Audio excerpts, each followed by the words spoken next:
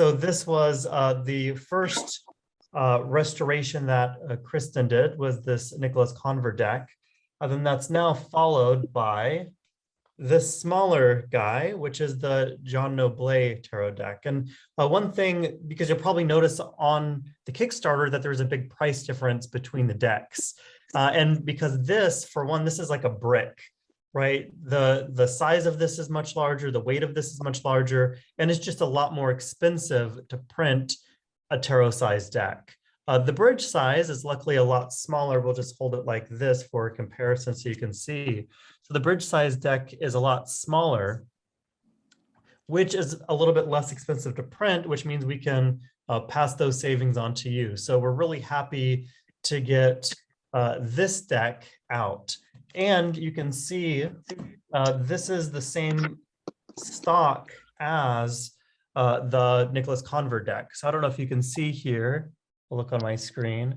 You can kind of see the linen finish that this deck has. And what this allows us to do is just the cards glide over one another very easily. If you see in our video that's on the Kickstarter campaign that we made, you can see when I spread the cards just how easily those glide. And that's because of this linen finish that really aren't found on a lot of these historic deck restoration. Also, another note with this is we've gone ahead and rounded the corners of these cards. So a lot of the traditionally restored cards, they square the corners. And we've just found that whenever you're shuffling them and mixing them, these corners get bent up very easily. And so we really want these decks to last a long time for you. So that's one of the reasons why we've gone ahead and rounded these corners, just to make the practical use of these much easier.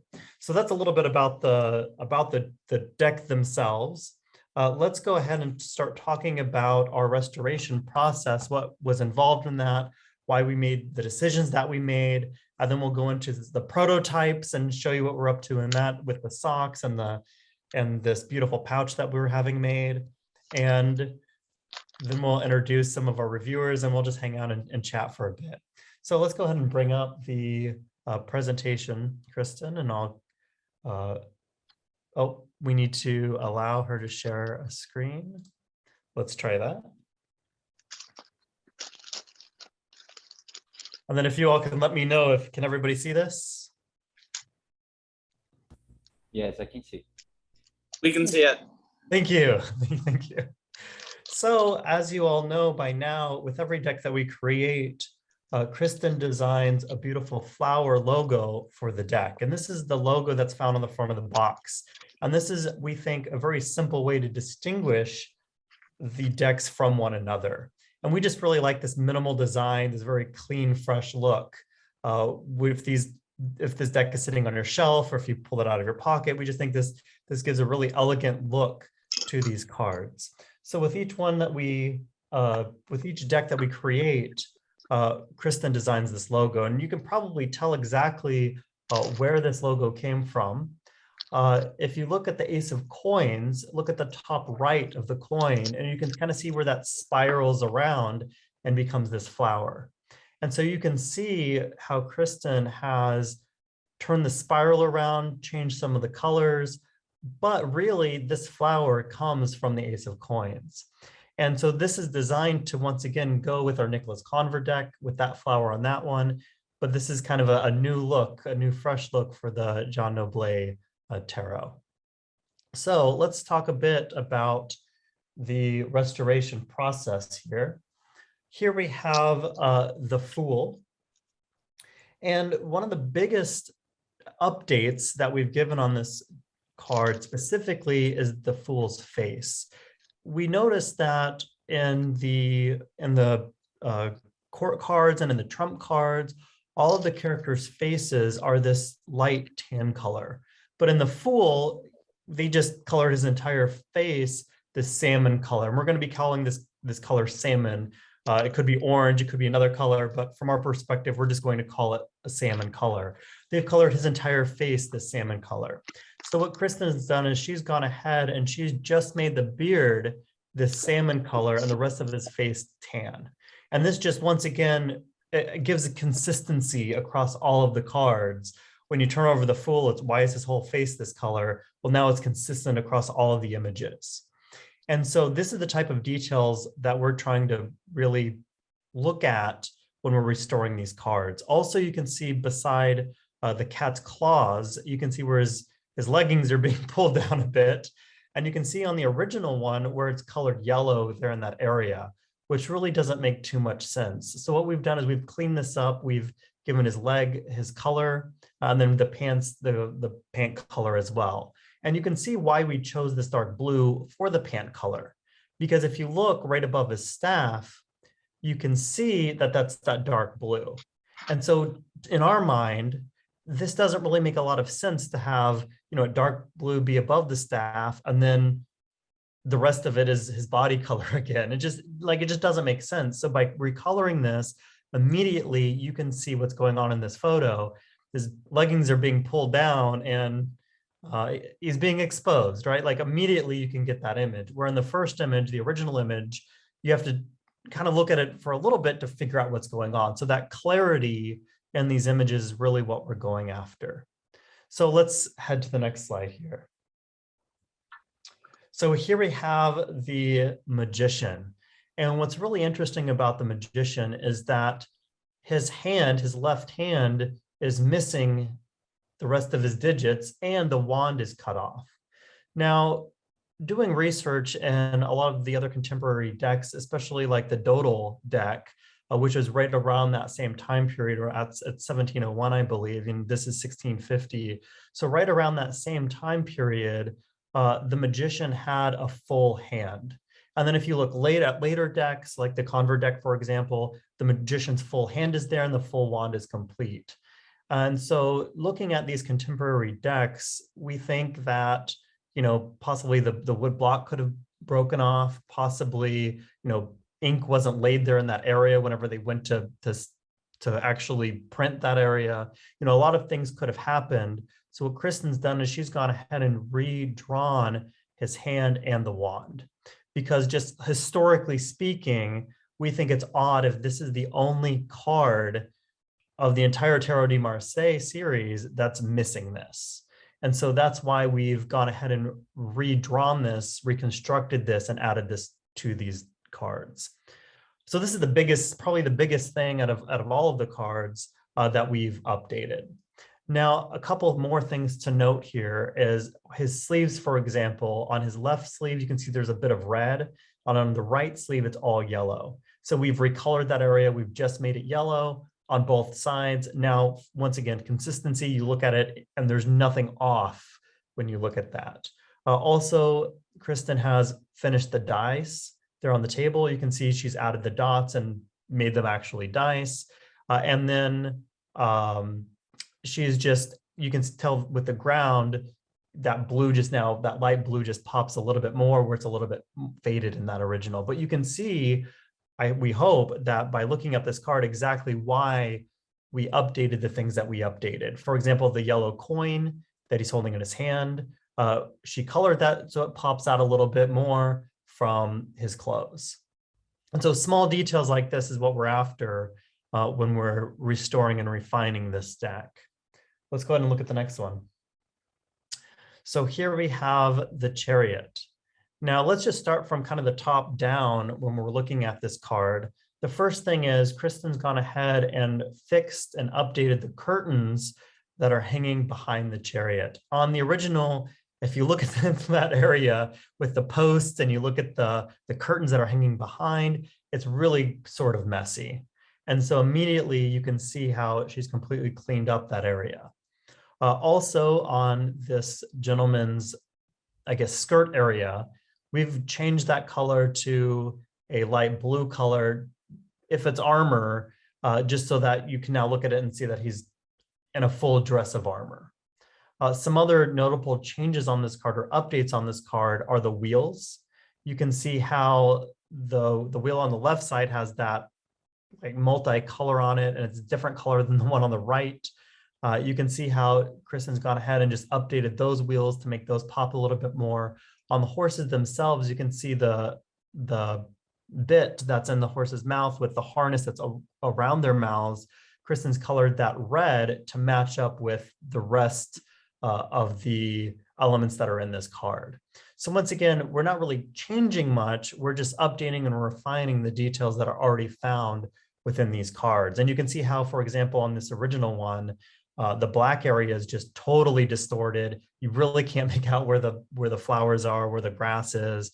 And we've just cleaned up all of this once again for consistency, so that when you see these cards and you lay this card on the table, you know exactly what to interpret as a reader. There's no second guessing of what might this be or what might that be. It's very, very clear when we're reading these cards. Let's go to the next guy. So this is the Hermit. We're going to talk to him about him a little bit later, but this is one of the design choices that we originally made, was to recolor the Hermit to give the inside of his cloak this blue color, because when we were looking at other cards and other contemporary cards, they kind of had this pattern of this light blue on the inside and darker on the outside.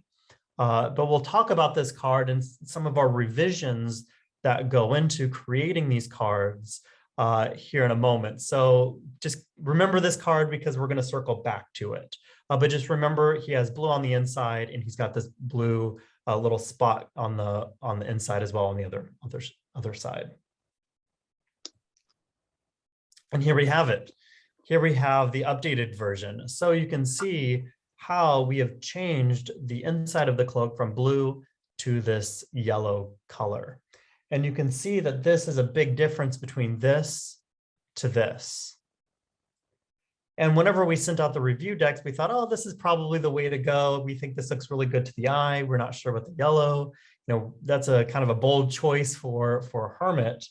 And then we talked to Marilyn, who's joining us here today.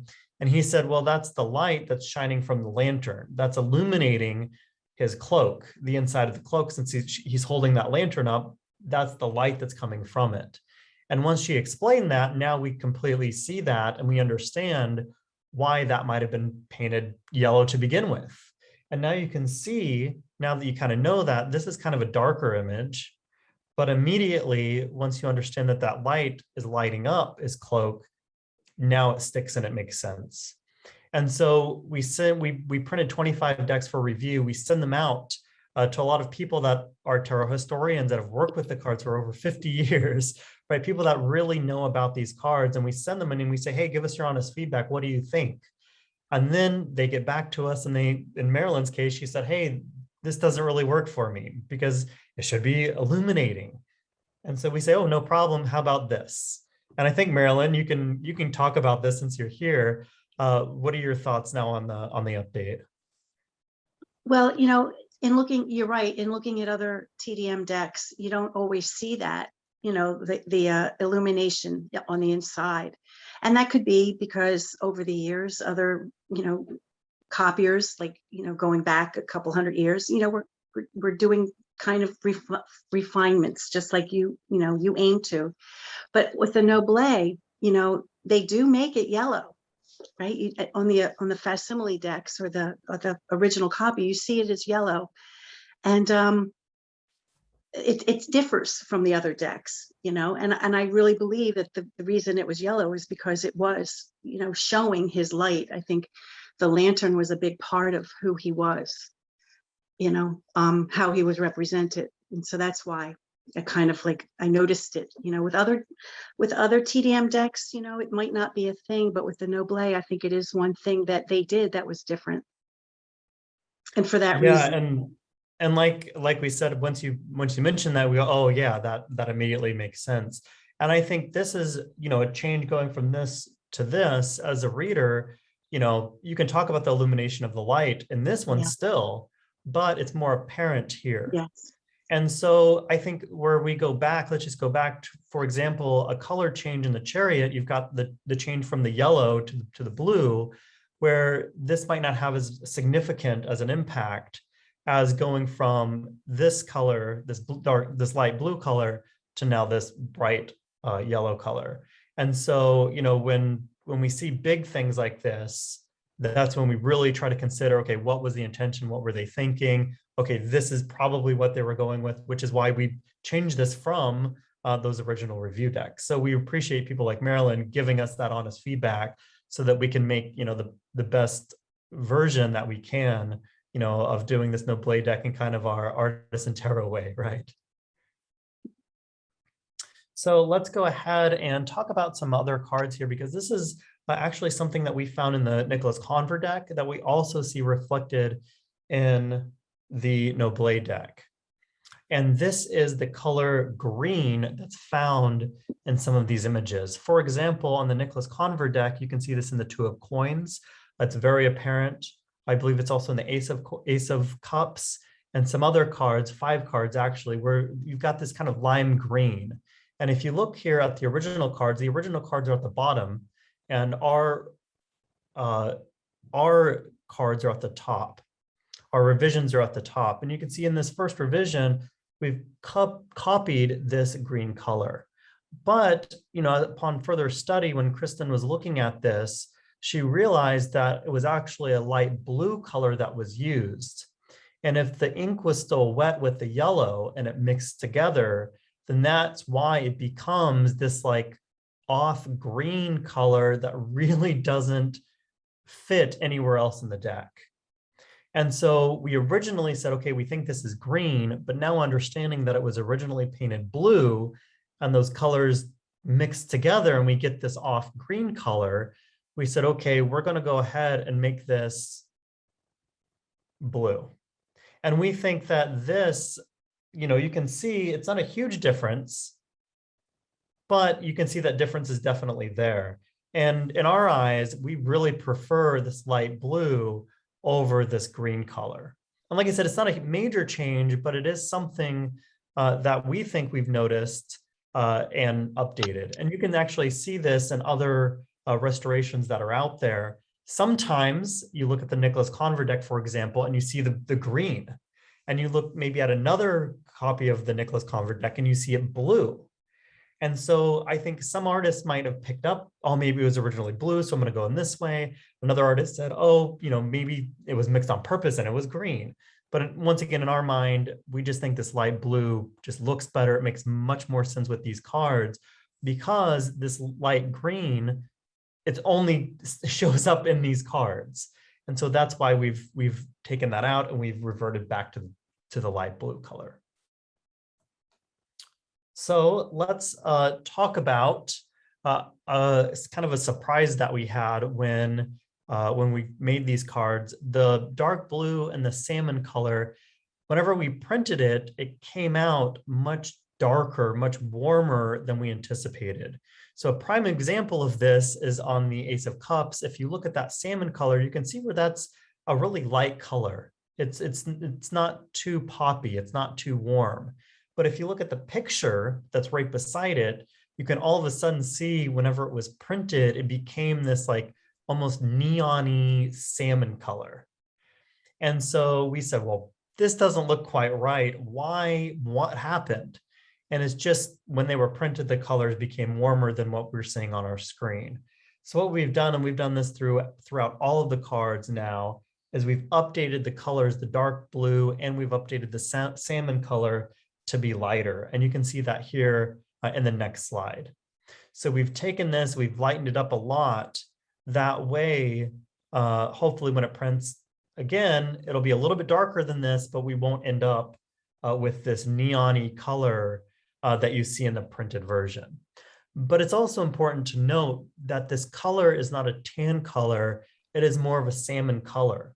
So I'm going to just skip back to our Fool, because you can see the original one here when we're looking at the Fool. And you can see that the Fool is actually not tan, it's got that salmon tint to it. And what we noticed at looking at other restorations, Flournoy, for example, he's gone with a more tan color. He has not used this salmon color at all in the restoration. And now maybe we know why, because this salmon color is very difficult to get right. Because if you go too dark, then you get this neon color that we experienced in this first print run. And so we think it's actually very hard to get this color right. That's why in this print run, we're going to go from this darker color, oops. We're going to go from this darker color to this lighter color. And we just think this is going to clean it up a lot. So let's go to one of the last things I want to talk about. And this is the suit of swords. Because in the suit of swords, as we know, there's only one deck in existence of the John Noblet deck, which is found in the National Library of France, and it's missing the 6 through the 10 of swords. They don't exist. So what Kristen has had to do is completely restore these cards, recreate these cards from nothing. And so the first step in doing that is she's once again looking at contemporary decks to figure out the sequence and to figure out the pattern that's found within those. And what's nice is that the Dodal, the Conver, and other similar decks, they all have a similar sequence. We've got this flower here. This is, by the way, on the top, this is the Conver deck. The cards below it is the Noblet deck. So you can see here that, if you can see my mouse, that we start here with a flower, sword, flower, sword, flower, sword, flower, sword, 2 swords, right? So that's the pattern. In Dodal, it's like this. In Conver, it's like this. It's like this throughout the TDM. And also you can see, starting from the left, we have this big flower that's blossomed. Then as we go to the right, as we increase, this flower becomes smaller and smaller and smaller, where it's just the petals to start with. And this pattern is once again shown in the other contemporary decks. And so what's interesting is as the number decreases, as these lines start to decrease, the flower now begins to blossom. And when we're down to the 2, we've got this fully formed flower. And the same is true with the swords. You can see on the 3 here, we have this big sword. In the 5, it started to get smaller, smaller. And then when we get to the 10, we've now got the 2 swords. So that's the pattern, that's the sequence that we're now, okay, this is true to other TDM decks. So it must also be true, because everything else is so similar. These patterns must also be true to this deck. So this is what Kristen first looked at in this sequence. Now, with that in mind, you can see how we've got this is original, right? This flower here. And you can see this flower, luckily they gave us this flower too. We've got a copy of this flower. So now what we had to do, Kristen, you can see she's reversed this image. She's changed the flower a little bit, taken away, simplified it a little bit, taken away some of the details and flipped it. So now we've got, once again, if you look at the Conver, we've got this flower kind of going this way, right, with the curve, and we've got this other flower kind of going in the opposite direction. So that's why we've mirrored this pattern here with this flower. And then if it's just the petals, you know, if you look at the Conver, you've got the petals from the middle, and she's done the same thing with the 2. She's taken that middle area and she's reduced it down to only the petals. So luckily with this, we can really see, you know, luckily we've got the 2 and we've got the 4, because those give us the information that we needed to then develop the rest of that sequence. And that's the same thing with the swords. Once again, luckily we have the 2, we have the 5, so we could see what those cards look like, what the swords look like. Now, this is interesting to note that in TDM, the 2 and the 3 are always different than the rest of the cards in the sequence of 3 through 10. Now, on Conver, for example, if you can see this area right here where my mouse is, you can see these areas are rounded off, right? And you can see that in the 2 and you can see that in the 3. When we're getting to the 4, now they change. The sequence changes to this straight line. And this is the same throughout this entire sequence. So you can see where the 2 and 3 are a little bit different than the 4 through 10. And once again, this is similar in all of TDM style decks. So I just want to point out a very small detail that you probably won't notice otherwise. And this starts with red, and then it starts with red here on the top left side. And then when we get to the 4, it switches to blue being on this side. And then it goes to blue being again on this side. And then of course, on the 6, we don't know what it's supposed to be. And so what we've determined is the 2 and 3 are usually special. They have some sort of distinct pattern or some distinct elements that separate them from the rest of the sequence.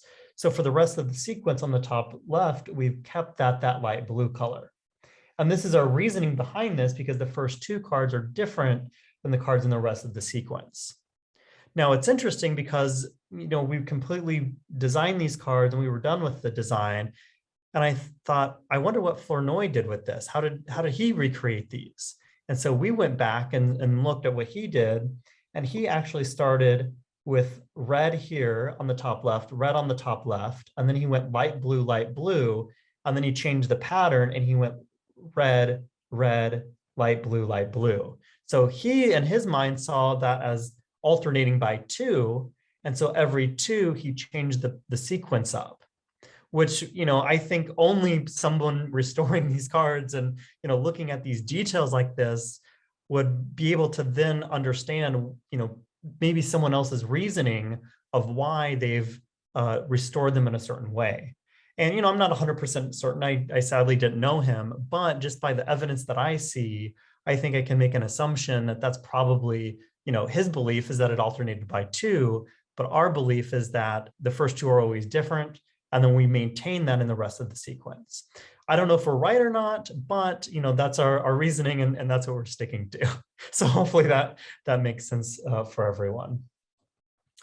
So hopefully that gives a bit of an understanding, of the thought processes that go in to restoring these cards. We do spend a lot of time, we put a lot of thought, we talk to a lot of people trying to get these as accurate as we can. Especially when it's missing 6 cards, it's kind of a fun process to recreate these and try to get into the mind of the artist. So really quickly, before we go on to the next thing, I just want to open this up to questions about the Kickstarter campaign, about the cards, really about anything that you might want to ask us since we're here. So we've got a first question. Did you work in lino? So that's a great question. Kristen actually does work in lino. She's got a beautiful lino cut print that's on our website of Les Bateleurs. And you can actually see a video of her working on that. If you click lino cut print, and then I think if you scroll down, there's a video of her creating that. So you can see how that works. But yes, lino cut prints is very similar to how that was made, in the 1600s. And so because she has such a solid understanding of how that works, I think that really leads to a great restoration, because you can see how all of the similarities are there. Let's just see if we have any other questions coming in, and feel free to unmute yourself as well. Claudia said, why the rounded edges? Yes, great question. Really, the reasoning behind rounded edges is because of durability and just to make them longer lasting.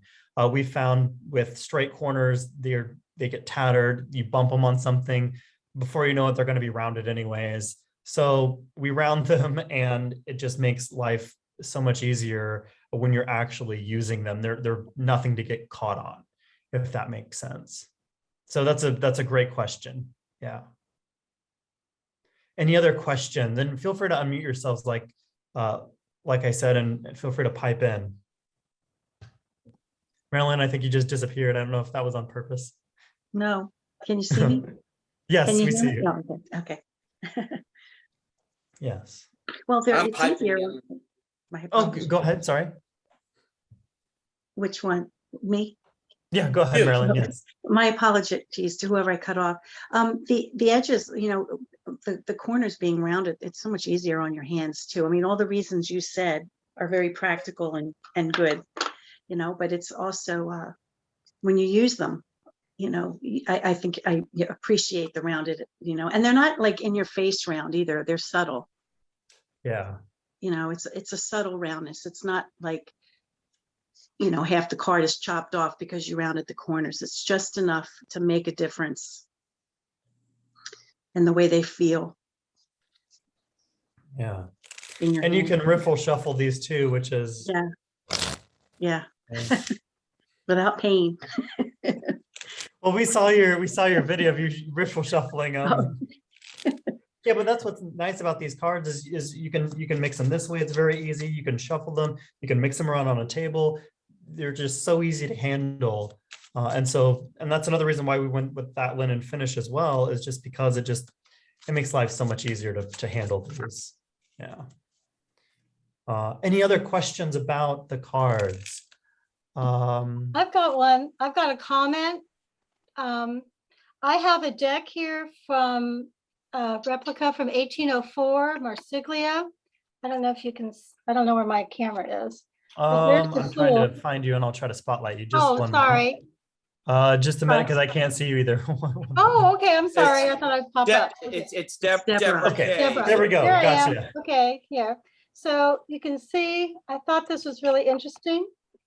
This is 1804 by a guy named Marsiglia, and his pants are up and he is not exposed. I had never seen one with the fool being exposed. So I guess they got a little prudish as time went on or something. I thought that was really interesting. But Can a you lot of hold that what up one you more said- time? Yeah. A lot of what you said, these cards follow along very similar. So I would actually say that his pants are pulled down, and They're that's pulled why. down, but he's not, yeah. Oh yeah, he's not exposed. Yes. He's not exposed. I had never seen that. I went, what on earth is that? And I went, oh, okay. But even these are, when you were talking about the 2 and 3s being like rounded and then the other ones being straight, this deck has the same thing. So that carried on even into 1804. So that's Yeah, and that's in the convert in the 1700s and Dodal and like those 2 and 3s. They're for whatever reason they're always different in that Yeah. series. Yeah, just an Very observation, right? Use that however you'd like. Yeah, thanks. Very interesting. Yeah. Thank you for showing us your deck. Yeah. That's So I have the, another question here. There we go. Just received my Nicholas Conver in the mail a few minutes ago. Beautiful deck and really smooth cardstock. I see there are a lot of similarities with Artisan. Rod, you might have to explain what you mean by that, and feel free to unmute yourself. Would the main difference be the size of the deck? Hi, I got it. I'm so happy. I just received it in the mail. Actually, literally a few minutes before you started this. Perfect webinar. Timing then. Yeah, perfect timing. And going through it, it looks really great. And congratulations, awesome job doing this restoration. So the question was, so now that I have this deck, if I wanted to get this other one, what would be the main reason? Because I know that a lot of the cards are very similar, but I know I like the size of that. It would be a nice compact pocket size to actually have. Would that be the major noticeable difference? So these are considered the Tarot de Marseille deck, and so we would say that these are one is kind of based off of the other, which is based off of another, which is based off of another. But what's interesting about these cards is a lot of them do have differences, subtle differences, sometimes big differences between the cards. And I'm actually going to go through and we can talk about some of these differences right now, just some of the ones that really stand out. And Marilyn, if you think of something that I miss, or Dr. Jeremy, please, or Masha, if you see something that I miss as I'm talking about these, please let me know. But the first one would be La Morte. This is one with a big difference. If you can go through and find yours, Rod, then we can kind of do this together. So this would be the card without a name. Not the death card? Yes, exactly. The death card, right? Okay. Yes. So hold that up, and you're going to see some major differences here. The first one is that in the Noblet version, he's going the other direction. So ours is facing to the left when yours is facing to the right. And so when you read this card, you have someone possibly going towards the past, and in your version, he's going towards the future. And so there's a slight difference there in what this character might be doing or how you might be able to interpret these cards. Also, here we have a name, La Morte, right? And on your card, we've got a card without a name, right? And so these are differences that you would find between these two. Let's go to the Fool. We'll be a little crude for a moment. Yeah. So if we go to the Fool. There we go. La Morte, right? Yes. So yours is called La Foy. Oh, this is the La Morte. Yes, La Morte. Here we have Les Fauves. I'm probably butchering the French. But you can see where there's a big difference here between these two images, Yes. right? And so this is once again a difference that's found within this deck. So let's go ahead and go to a card 6. So this would be the majors again. We've got the lover here. Oh yeah, lovers. Okay, I got it. Yes. So one big difference here is hold up your angel. Yeah. And you can see where in our version, he's blindfolded. Okay. And in your version, he's not. Right. Yeah. And so Okay. once again, this is a difference. There's of course some coloration differences. Then the figures are 3 people with the cherub above them. So that is the same, but you can see here where our angel is blindfolded, and on the convert deck it's not. Okay, I get And it. so yeah. once again, let's go to the emperor. So let's go to card number 4. Okay. So once again, in card number 4, you've got our emperor looking to the left. And in the convert deck, he's going to be looking at the other direction.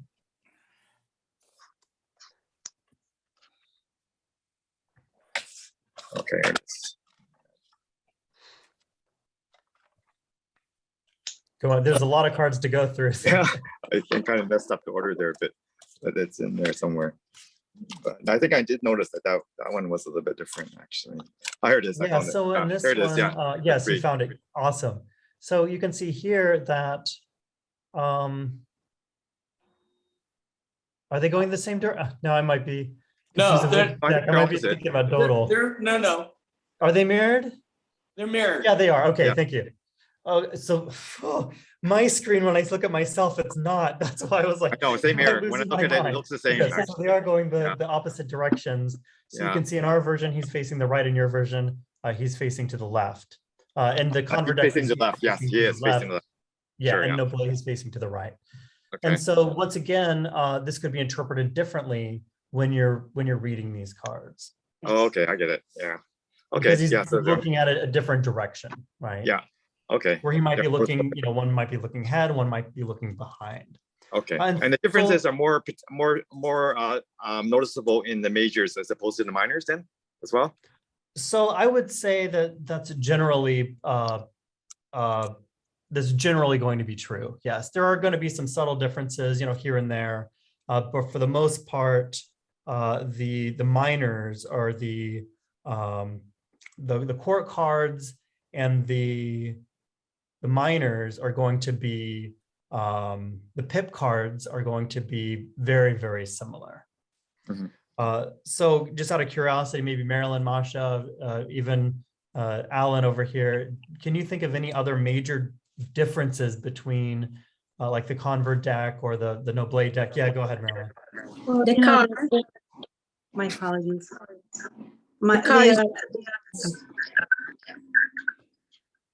Marilyn, go ahead, and then whoever was speaking will call on you. Well, the Noblet, could possibly be the very first TDM deck that we're aware of, right? Yeah. So there are stylistic differences, like we won't see the exposed genitals in any other TDM deck that I'm aware of.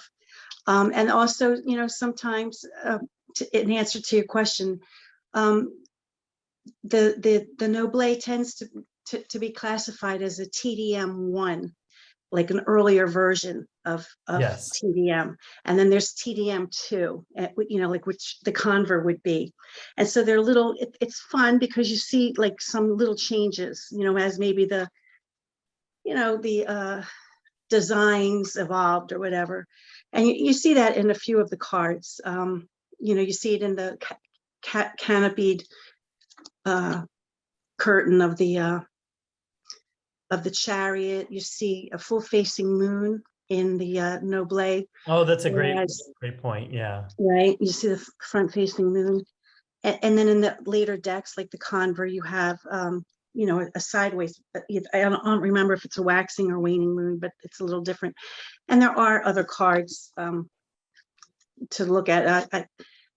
The top of my head, I'm not like grabbing them real quick. Yeah, I'm just going off the top of my head too. Yeah, and interestingly, I think the name the Lamort appears on this deck, but I don't know that it really appears in too many others. Mhm. Yeah, no.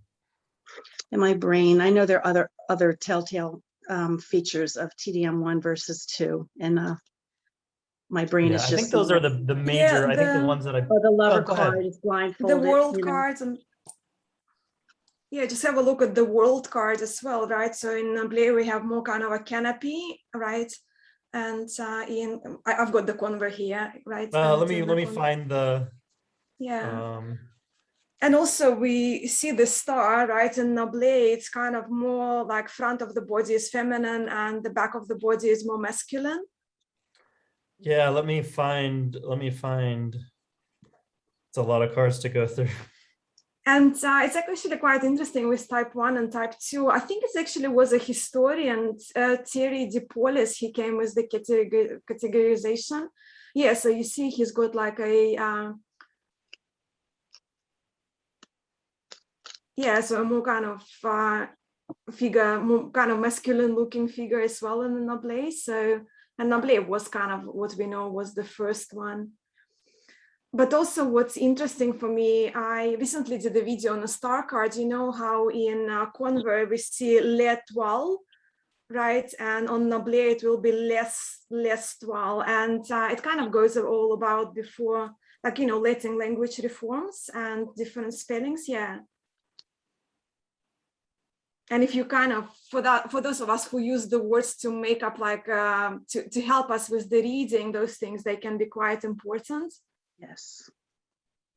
Yeah. Yeah. And that's actually one of the reasons why we kept this in French, is for people that read in that way.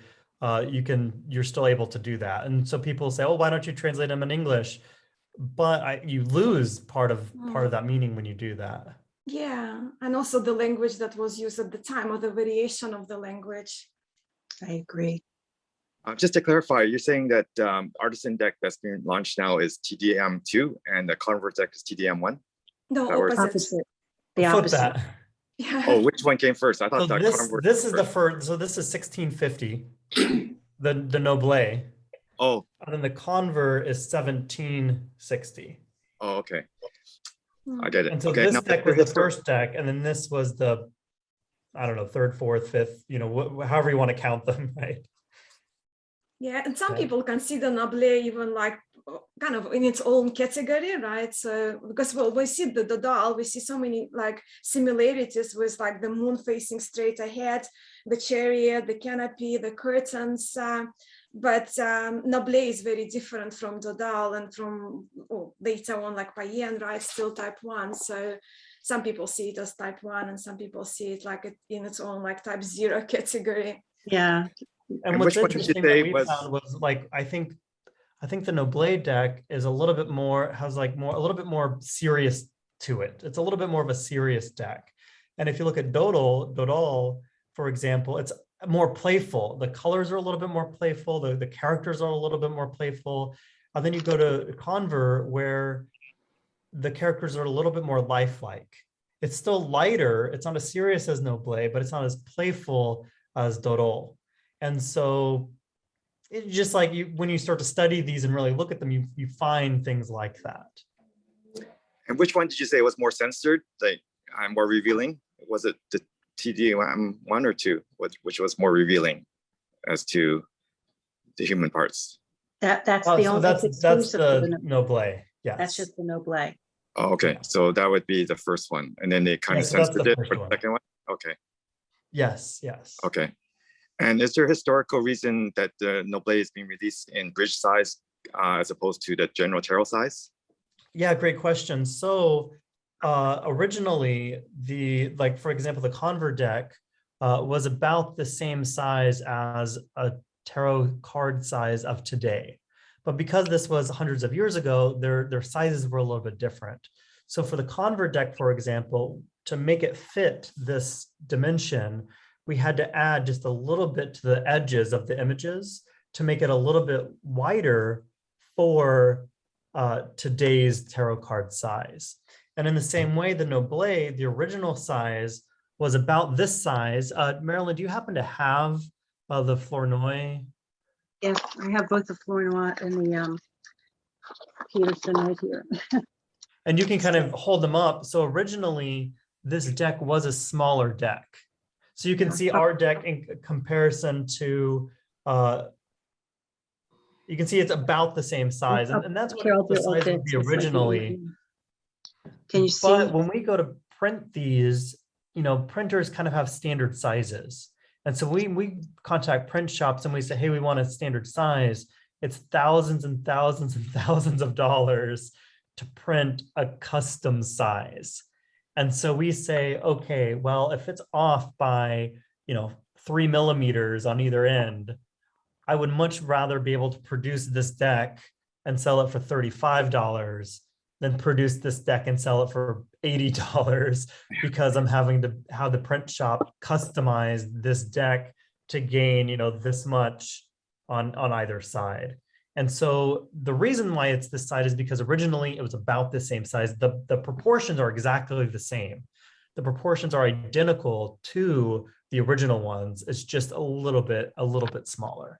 And so that's why they're different sizes, is because historically they were about this size. Okay, Can I well, add something? that's a good answer. Yeah, go And ahead. actually, that size is actually a good one for pocket anyway. So even if you have the larger one, it would be nice to even aside from the detail and the differences, to just have a pocket sized deck to carry around. That would be a good one to have. Actually. Yeah, exactly. And you can see, you know, I've got big hands. You can see how, you know, small that is, you know, at a bridge size deck, you know, it's much smaller. Yeah. Marilyn, go ahead. Well, the kind of cool thing too is that if the game of tarot was truly a precursor to our modern day bridge, then, you know, it's kind of cool that they're bridge size, you know, it's just like a happy accident. But, you know, they were originally considerably smaller than other decks anyway. I mean, And we it's like so this cool. once again, you know, we love this because, you know, if our convert deck is a little bit too expensive for some people, we're able to release this deck and have it be a little bit more affordable at that $35 price point. And, you know, if you're not going to be as upset, you know, using this deck, I think every single day, because it's not going to be as, you know, expensive to replace as well. So I think, you know, really the goal of this is for it to be a workhorse that you can take it wherever you want to go with you. And, you know, if something happens to it, it's not going to be the end of the world, right? Okay, so thanks, William, for answering those questions. And I just want to say that thank you so much for being so efficient in sending this out. And we got it a lot earlier than, you know, I actually even expected. And it came in a nice package. It came directly to me by the postman. I didn't have to go through any customs or anything. So it was really great that way. And Awesome. also, yeah, I'm going to open it up. Everything was well packed. It was nicely wrapped. I got the bonus items, the postcards and Cool. the badge, right? And a magnet. So that was really great. And then when I opened up the deck, I was very, very happy. The cards like just slid, like they weren't sticky or anything. You could spread them and they were perfect. There's nothing, the actual deck quality was excellent. Okay, so congratulations. And yeah, I'm very happy with the purchase and certainly be backing your other campaigns as well. So thank you so much, William and Kristen. Well, we appreciate you being here and also for asking these questions. I think especially when we're in tarot for so long, we sometimes forget, right? Like going back to the beginning and saying, oh, what makes this different and what makes this unique as a deck? And so I think having that perspective has really helped us, I think, share why we love these cards so much and why we're creating, you know, different variations of a very similar type of tarot deck. So thank you, Rod. We really appreciate you being here and joining in on the conversation. Really quickly, I'm going to unspotlight you here, Rod. But Marilyn just held up something. I'm going to unspotlight you too. Masha, remove spotlight. Here we go. So Marilyn was just holding this up, but this is our tarot cloth for the Nicholas Conver deck. So hopefully we've shipped all of these out. Unless you got the complete package, we're still waiting for those boxes to arrive from Eric. But this is our cloth, and you can see it's very, very high quality. We upgraded the fabric. What do you think of the quality, Marilyn? Oh, I love it. I think it's just great. It's beautiful. It really is. Yeah, I think they did a great job too with the printing. So, and we've washed it a few times. It's sturdy. So, Sweet. Yeah. Really quickly, someone just asked about the process that we go through in order to create these. So what we do is Kristen redraws everything by hand in Illustrator. And then once she's redrawn everything, we then color it in different layers. And that's why, once again, consistency, it's very easy for us to pick one color and then have that color be the same throughout all of the cards. And so that's why when we notice that, hey, this color isn't the right color, we could very easily select the same colors and then change those, right? And so this is why we love sending these decks out to reviewers, because they say, hey, this color might be a little bit too bright for us. And we say, okay, well, what if we change it here? Then we can send another version of that and we say, okay, what do you think of this? And so, you know, working digitally really, really gives us a lot of room for revisions, for changing little things. And Chris and I, right now, we're actually getting ready to, you know, looks like our Kickstarter is going to be successful, thanks to everyone here. And hopefully, you know, in the next few days, we're going to be going over all of the images with a fine-tooth comb, making sure they're all exact, and then we'll get them out to the printer to be printed. So that's a little bit about our process. And also, hey, Kristen, do we have those the William, hard copy proofs somewhere? hello. Aha, I see. So we actually, before we ever send out a deck to the for print, here's an example of a card box. So here's an example of a card box. So this is what we get before it's ever a box, and we say, okay, does this look right? What could be changed? So that's of the box, and then we also get, oh, things are falling out. This is what it would look like, just sheets like this that we get, and then we look over each one with a fine-tooth comb and we say, okay, what about this detail and this detail? And once again, it's interesting because the color here, that salmon color looks fine on this paper. So we thought, okay, it looks okay. We'll go ahead and print it. And then when we printed it, it came out too warm. And so once again, that's why we are very careful in, you know, printing these and then printing the review decks and getting everything right. Because when you print quite a lot of decks, you really can't afford to make a mistake. And so that's why we're so careful in restoring these cards. I think someone had a question and I cut you off. Sorry about that. That's all right. William, can you actually hear me? Good, excellent. Yes. So after the coloring in Illustrator is, and you've adjusted the layers, etc., is that when it moves, at some point after that, is that when it moves to lino? Oh, so you're talking about the lino cut prints. Is that what you're referring to? Yes. So whenever she makes that, so these are not lino, so these are all digital. And so whenever we create this deck here, this is all digital. But Kristen also does lino cut prints. And what she does then is she'll take our design and then she'll carve out that image in the lino. And for example, the Batelera, I think, was 8 sheets because you have to do a sheet for each color.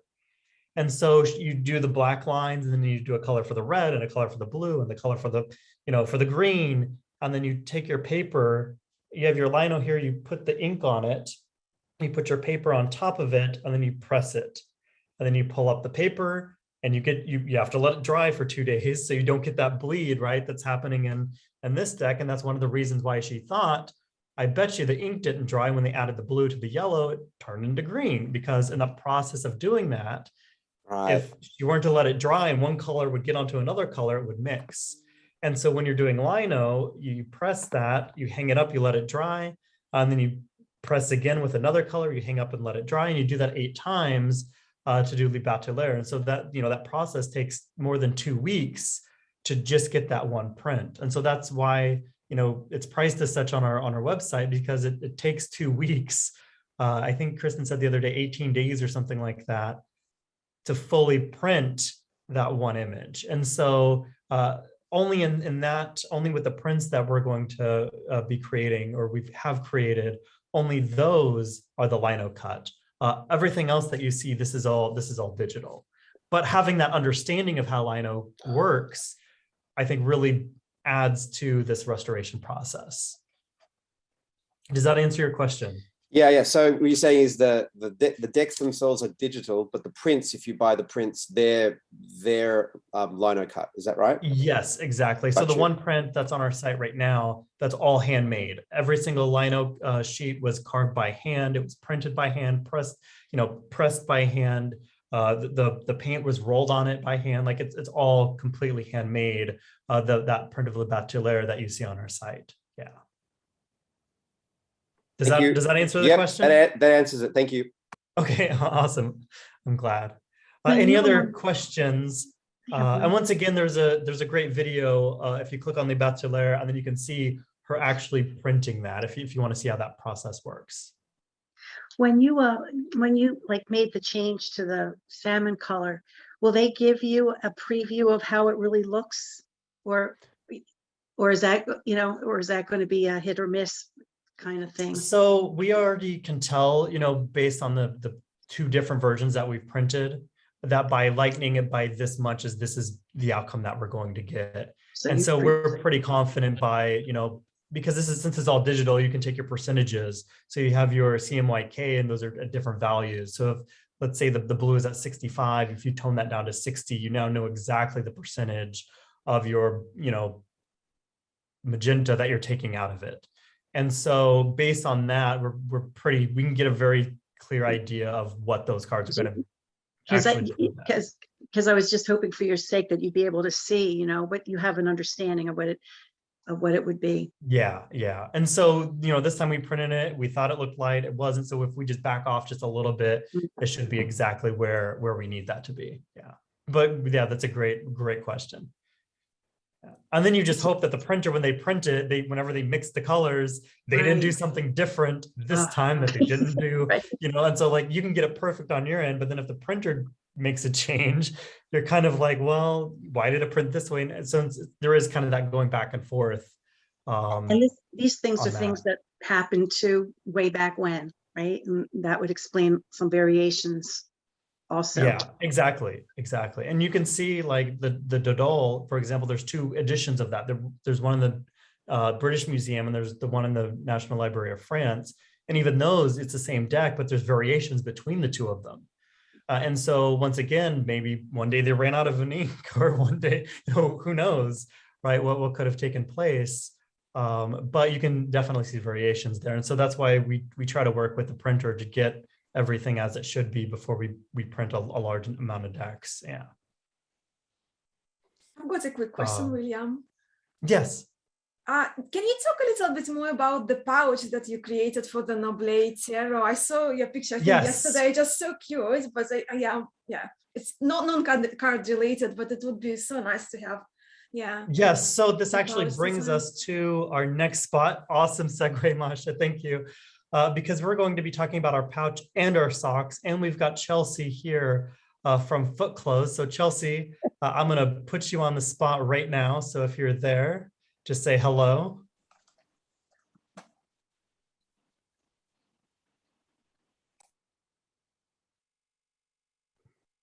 Maybe because she just told me she returned. Oh, she's muted. Her camera's muted, I think. I'm trying to find her. Yeah, she's not in her chair. Oh. There she is. There she is. Chelsea, are you there? Hello. You are muted. I am here. There we go. I did coffee. It was important. That is important. So I'm going to add spotlight here. So this is Chelsea. We actually know her from Denver. And so she owns Foot Clothes. And so I'll let her tell you a little bit about her company. And hopefully you've got some samples of the socks there that you can show everyone and talk about what we're doing. So I'm going to go ahead and just spotlight you and turn it over to you. All right. Hi, friends. My name is Chelsea. I work as a magician, which is how I know William. And he messaged me and was like, hey, let's work together. And I'm super excited. So I own a company. It's just me and my dog. And then I hire my friends to help out. Started during the pandemic. And I wanted to make novelty socks that didn't suck, for lack of a better term. They all have like vintage retro kind of alternative designs to them. And so this was a perfect fit. I knit them at the highest quality possible and have found one of like 8 machines in the world that can do it. I'm very excited about that. And I'm gonna go ahead and just like slowly reveal this with Yeah, let's do it. I put it on a mannequin and everything. It looks so good. It's like, Ooh. Wow. look at this. I'm gonna hold it up to the thing. Oh, yeah. I ordered 2 pair. Thank you. So cool. And then Yeah, can you show us the yeah, that view? I love that view. That's awesome. this Vanna White over here. But yeah, so we have this here. I'm very excited. I like the colors a lot. This is what our salmon looks like now. We might make it a little bit lighter to match the reprint of the card. We've got But our we think brand in that looks great. It does. I think so too. Yeah, looks so Yeah, it looks good. awesome. So you can see how once again, this is a different, like the threads are a completely different color once again than what you print. Yeah, And so for threads, we have to go through something like this and hold up, you know, the card and like get it as close as possible. So printing and stitching, they all have their own like manufacturing setbacks of how close can we get it? Mhm. So we have this here. Anyway, And I'm also very what's excited about interesting- them. So minor tweaks, but I think it looks awesome. And Got it. they're so comfy. So there's padding here, and they just hold up really well. So I'm very excited to be working with William and Kristen. They know their stuff. They're really, And really. if you can hold it up just for, oh, sorry, cut you off. Sorry. No, go ahead. Yeah, so what's interesting about this is because a sock layout is very different than a card layout. And so what Yeah. Kristen has had to do is, if you notice, that crab is usually in between the 2 dogs, but because this sock wraps around your foot, that crab would, or the crayfish would be in a very awkward like position that wouldn't be seen. So Kristen took a lot of time in moving the crab over for this design. So that would be at the crayfish over. So it's going to be at the top of the foot. And now we've got these dogs on the outside of the foot and with the moon, and that's the inside. And so we have all of the design right where it should be with the moon on the outside, the crayfish on top. But, you know, no one would ever notice like, oh, you moved the crayfish over. But these are the Right. types of things that we have to change to fit like specific things. And for You're example, also, I mean, you're here- not going to be doing a reading from a sock, probably. So it's a little bit like that. The other thing I want to point out is that we do print 2 different socks, like mirrored images of each other, so that the dogs are always on the outside foot. So you'll have everything else is mirrored as such. But a lot of times if you have a sock company, they will just print the same sock twice to save money. And you'll have them on the inside on one and the outside on the other. So that's also something I'm really just stoked about. This design works very, very well with that. that looks awesome. I'm so excited, dude. I'm like, so you are the only people who have seen this so far, except for the Kickstarter. Like it's on the Kickstarter page, but it is not up or announced anywhere else yet. So And we had to do mock-ups for that because they literally arrived yesterday. So yes, they got here yeah. yesterday, and I love them. Like, So Oh my someone God. asked, are these one size fits all? Would these be suitable Oh, for good men's question. sizes? so I make them with spandex, so they are super stretchy. And with that, this mannequin is a size 12 foot, like a men's 12. And then I have another mannequin in here that's a women's 5. So it fits adult sizes, women's 5 to men's 12, 13. I have had people with size 14 be like, they fit great. And I've had people size 14 foot be like, a little tight. So really, spandex is just a miracle material that makes it fit a lot more people. It's also more expensive material, which is why a lot of people don't use it. But you know, we're offering luxury products here, people. That's right. And it is super, like Kristen said, like she just wants all of her socks to be those socks. She's like, how many can we get? Oh yeah, I mean, you're gonna get a ton of them. So Do you hear that? Yeah. She's smiling. Yeah. Kristen. Okay. Also, you did a great job, Kristen. I've never talked to you on a video, but you killed it. Yeah, I think so too. It's just I don't like know what said, else I could say about a sock. I'm like, it's rad. I love it. Our company is cool. Does anyone have any, I just want to open up really quickly. Does anybody have any other questions about the sock or about the design in general?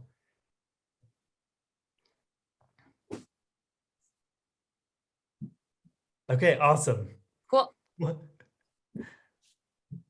Yes. All right. That's it. All I right, think that's awesome. all. Thank you, Chelsea, for dropping in and showing us the No, sock. We thank you guys appreciate for it. having me and letting me make a Um, kick-ass sock. Yeah, and we look forward to collaborating with you here in the future. So, yeah. Oh yeah. There will be I'm gonna- more to come because this is rad. It's so good. I think so. Yeah, All right, definitely. all right. Cool. Well, thank you for joining us. Thanks for dropping in, showing us the socks.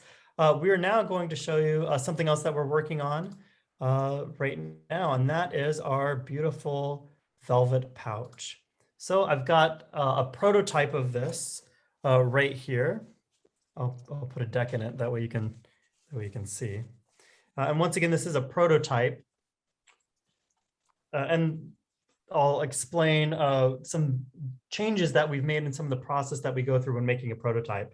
So here is the prototype of the pouch. And it's kind of dark in here, so it's a little, let me see if I can, is that better? Okay, cool. What color is it? So this is a dark green. Actually, the green, we pick, of course, William, pick the cards that don't have any green on them. We picked this green to match with the green on the Noblet deck. And it is, right now it's looking a little bit darker. It doesn't like film very well, but it's a very, very close match to the green that's found on the cards.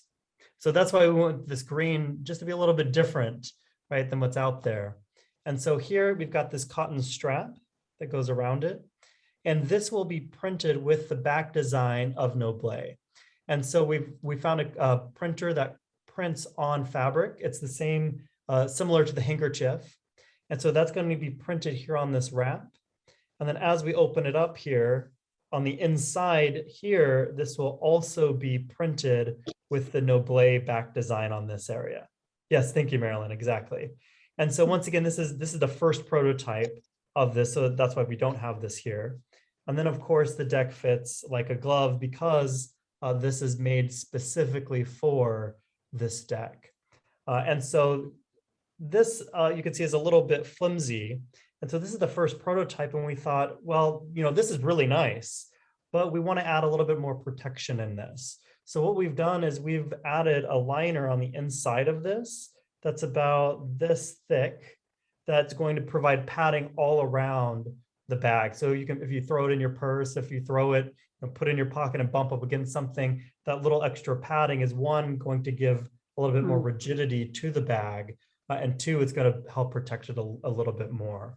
And so really the only thing we're waiting on now is the custom fabric from the printer in order to just start full production. And so we have it right here, it's ready to go.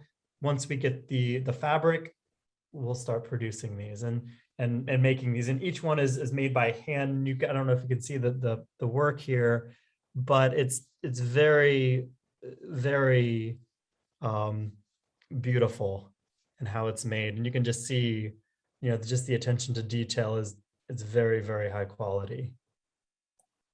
It looks So does anyone have amazing. any questions? That actually caught that color a little better. Yeah. It does, yeah. There we go. Yeah. Anybody have any questions about this pouch that we're going to be producing here soon? I think it's just so cool. It's such a great idea, William. Thank you. We really like it. I'm going to use this, Yeah. To be honest, like sometimes we do things for us, like the socks. I was like, I really would like a pair of tarot socks. That's super cool. I can just, pull up my legs and show off my love for the tarot. And with this bag, it was kind of the same thing. I want something that I can, put in a bag or, just carry around with me and not be afraid if something bumps up against it. Like I've got that protection on it. And so, a lot of these things that we make, we're also making for ourselves because we use this stuff, right? And so I think, being able to create things that I use to then, allow other people to use as well, I think that's really special. And we really appreciate, the community supporting us in our endeavors and these crazy ideas that we come up with.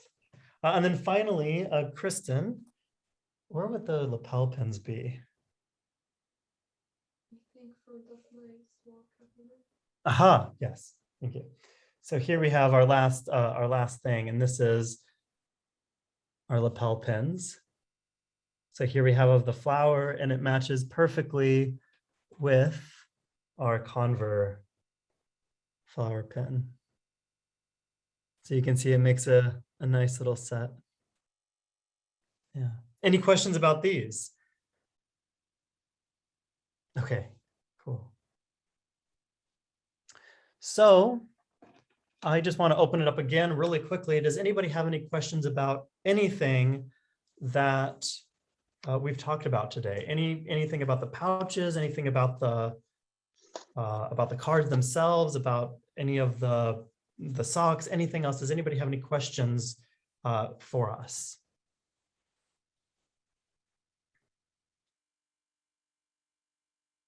Okay, we'll do one last thing. And, we just really have a great community of people that support us and really are historians and fans and readers of the TDM. So I just want to turn it over to Marilyn for a minute, maybe Masha, just if you don't mind introducing yourselves, and just feel free to tell us about your YouTube channels, your Instagram, whatever you'd like to share, because we would really like to hear from you, since you review our decks and you're really instrumental in helping us get the word out about our cards. So I'll go ahead and turn over to Marilyn, and then Masha, and then anyone else who would like to talk or say anything, feel free.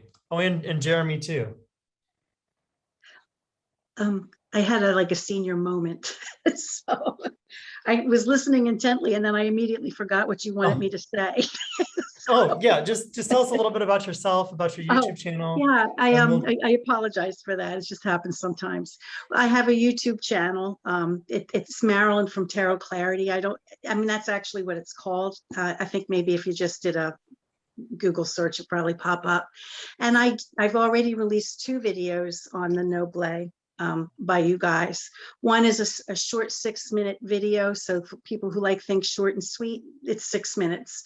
The second one is about 45 minutes, and it's a comparison, taking into consideration the changes that were made, to the deck of with the Noblet and with the Peterson. The Peterson being more or less a facsimile deck, the Fleur Noir or the Flournoy being, changes made to make more sense, or to satisfy Fleur Noir's aesthetic sense, and then this deck too, and that one is more for the geeks, because I go, I look at each and every single card. But my YouTube channel is, I focus primarily on the pip style or non-scenic style cards. The Italian, the Swiss. Marsilia, by the way, means like Marseille, I think, in the Swiss language. That deck that someone was showing earlier, and calling it the Marsilia. I think Marsilia really means Marseille in that language. But I focus on the non-scenic pit decks from a variety of countries: Italy, Spain, and how to read them. I do a lot of demonstration tarot readings on there. And they're wonderful. We love them.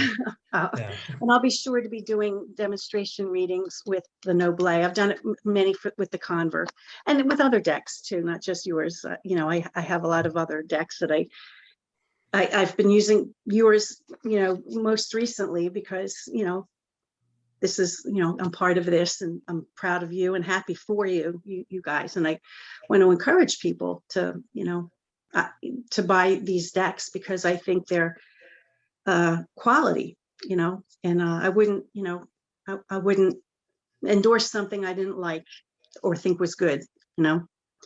So I've And I been think using that's this. like what Rod was saying, what's the difference between the decks? He can check out your site, your videos, and he can see like, oh, when she reads with this deck, this is, this is how she reads with them. And then when she uses this deck, here's some differences. And, Yeah, just seeing sometimes, someone read, I think with different decks will kind of give you a perspective on, and the you can cards and get the different, feelings of them. yeah, exactly. You can get different interpretations, using different decks, because just something like you mentioned earlier, the direction of characters pointing or facing can, have a bearing on how someone might interpret the cards or the colors or the, whatever. So it's fun to have a lot of decks, and I got them. So I make a lot of videos using as many of them as I can. And well, But we thank you for appreciate you as always, yeah, Marilyn. And thank you for the moment. I well, of appreciate course, it. of course. And also to let everyone know, we do have a chat room. I'll post the link to that here in a minute. Marilyn's there, Masha's there, Dr. Jeremy's there. We're all hanging out. Sometimes we do tarot spreads and we try to get other people's interpretations of those. And it's a really fun group. So I'll post a link to that here in a minute. Masha, I'll let you introduce yourself really quickly. And then Dr. Jeremy, you're up. Me? Yeah, you. Yes. All right. So my channel is called Musings by Masha, and I also have the Instagram page, the same name, Musings by Masha. And I'm not a professional tarot reader. I only discovered tarot in 2015, Marseille in the following year, 2016. I still consider myself a novice to tarot, so I can probably say that I am a tarot enthusiast. I am a student of tarot. And I love so many decks and a variety of decks, but my passion lies actually in tarot history and historic decks and using them for readings, both French and Italian decks, but I also love contemporary ones, but my biggest passion is actually the historic ones. And like anything, any hobbies I have and passions I have, studies I do, I always like to go to the source, and that's why I'm so passionate about Jean Noblet tarot, because while we know about Rolichon possibly being prior, but we don't have a date for it. With Noblet, we know, well, for now, we know historically it's the first Tarot de Marseille deck, and for me, that's very special. And like Marilyn mentioned, she made a video with different Noblet side by side. I already have 5 different versions of Noblet. I will be getting the review copy from you guys. Thank you. And I'll be backing your campaign. So I want actually 2 copies of your decks just to kind of to have them, because I would have all Noblet decks, but it's a big passion of mine. So it's probably a little obsession, but it's a healthy one, I think. But also on my channel, I do deck walkthroughs, I do live chats. So if you have YouTube channels, if you want, like in the community, or if you want to have like a subject to talk about, come onto my channel and I will interview you and we'll talk about tarot, but also more. Actually, well, under 2 weeks ago, I had Marilyn on my channel and we did a video on geeking out on Marseille, and it was very popular in the community. So yeah, and that's probably it for me when it comes to like my passion for tarot and what I do with it. Well, and we appreciate you too, reviewing our decks, and hopefully you'll get yours soon when Australia opens up and you can see what we've been talking about here. So I can't wait. Yeah. And we've posted a link to your channel as well in the chat. So if you want to click on that, Thank you. it'll send you right over to Masha's channel. All right, Dr. Jeremy, why don't you talk about the Temple of Miriam a bit? I'm going to post your link here, and then we'll call it a night. I have a hard time talking about myself. I can't really do that very well. So I don't know what to say. My name is Dr. Jeremy Weiss, and I'm the founder of the Temple of Miriam. I am a physician who has retired from medicine and then studied various folk magic practices, particularly hoodoo and Jewish folk magic. I've written several books in those areas, and I have a particular love of different methods of divination. Such as bibliomancy and geomancy and hydromancy, and I just wrote an article on mechanomancy, which is using oil, and I have an interest in divination, and I'm a scholar of the cards, and friends with the great William Rayner. Yeah, Kristen Condor. Awesome. And I've put a link to your website as well here in the chat room. So, you know, Jeremy's a terrific author. He just wrote Terrors of the Evil Eye Exposed, which talks about the evil eye and how to rid yourself of the evil eye, to tell if you've been affected by the evil eye. And all of these, like, oh, Marilyn's got a copy right there. Ah, Well, add It's this well, yeah, awesome. Terrors of the Evil Eye Exposed. Yeah, it's Yeah. awesome. I really got sucked into it. You know, it's fascinating, a really fascinating read. So oh, great. That's great. So you can check out all of Jeremy's stuff on his website. And like I said, we're just really happy of everyone being here, a part of our community. One last thing to note, and I'm just gonna pop into this just for a moment, and that is our chat room that we have here on Discord. So I'm just going to share my screen really quickly so I can show you how it works, because some people get Discord and they go, I don't understand how this works. So here's Discord right here. And so right here, we've got the different areas like workshops, tarot, general chat. So in tarot, for example, here we've got a post actually that we did. Here's our spread, the Six of Cups, the Libatulaire, and the Popus. And then I ask, hey, what do you guys see in the cards? And so, for example, we've got a lot of people, you know, just talking about what these cards mean. And so I said, you know, don't get distracted by your drinks, focus on your task at hand. Because I see both La Papisse and Le Batelier looking away from what they're trying to be doing. They're looking over here at their drinks. And then Thesar, he was funny because he said the exact opposite. Where was his? He said, "Stop what you're doing. It's time to party." Right. And so he took, you know, my reading of focus on your thing at hand. You know, don't drink. And then he says, "It's party time. Stop what you're doing. Go drink." Right. And so this is what I love about our chat room here is we've got lots of different perspectives. And then here's Stephen Bright, who does a lot of readings with our cards. He took our same spread, posted it on his Instagram, and then said, this is what the spread means to me. And so this is just a really great community to talk about the tarot, talk about spreads. And then to use this, once you sign up, we've got, once again, these different areas where we talk about like promotions. This is where we talk about our Kickstarter. Workshops, we sometimes host workshops. Talk about the tarot. We talk about general things about like whatever we're up to in this area. Sometimes we post things that we're working on. I think in this area, yeah, so here's pictures actually of the Nicholas Convert deck showing up. And we're working with David in Denver. And you can see here's all the boxes. Here's our shipping room. And then here he is mailing out. This is in the back of his van. Here he's taken out, I think there's probably about 100 decks here that are going out to the post. So we've just, we really share what we're up to in Discord. So if you want to know, this would be the place to do that. And so I will actually share a link to that to everybody here, just in case you aren't a member of that. It's completely free.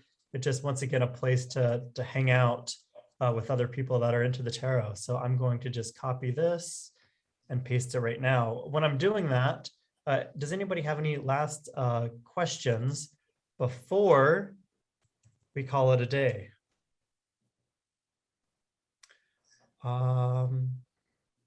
Let's see here. Will you mention how to read pips reversals in your little white book? So Frederic, that's a great question. We actually do not have any books or any guides that go along with these decks. When you purchase the decks, you're getting just that. You're getting a deck of cards. And so that's a great question.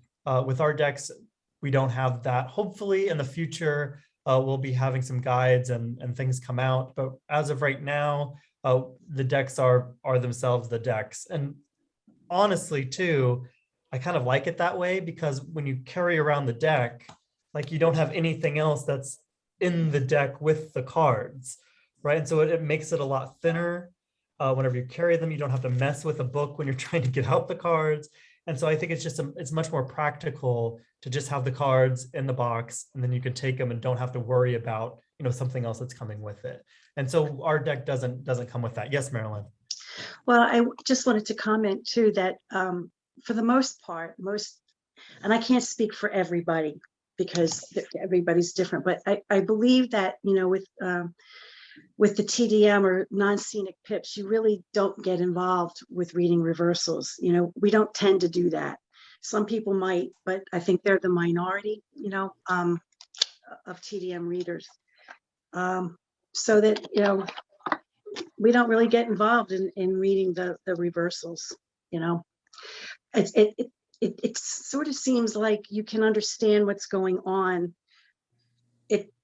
One of the beauties of TDM really is it speaks a different language, and because it could be a little bit more fluid than seeing cards, with every card is scenic, you could be more fluid, and you don't really have to rely on reversals.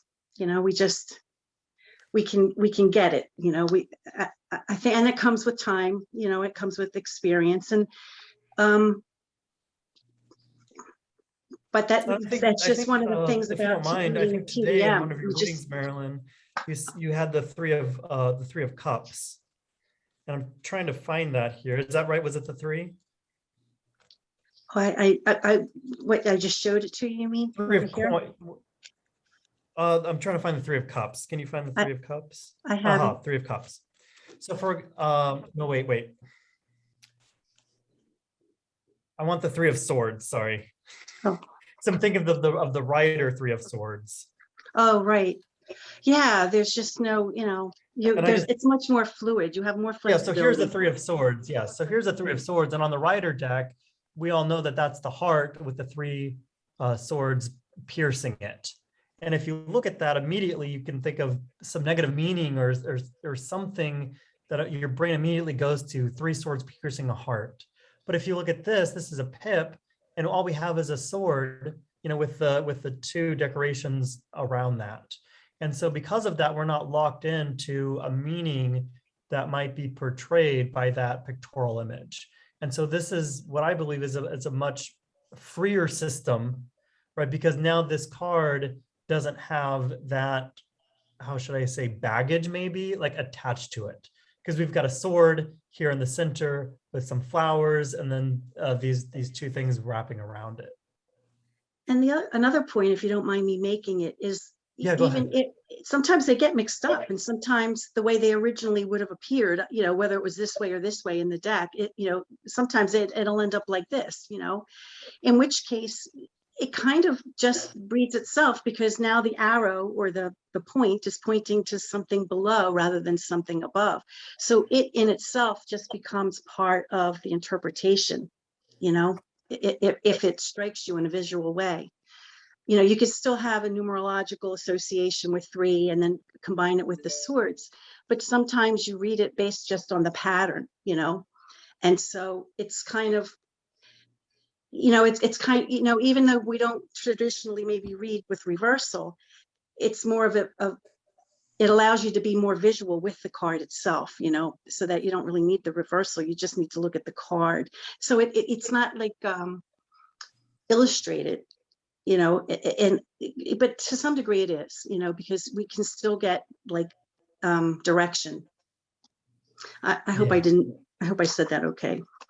No, that's perfect. That's exactly the point that, you read my mind actually, because that's what I wanted to mention, was that, it doesn't come with a book, and we don't traditionally, read with reversals. Not saying that it's wrong, but I think traditionally we don't read that way.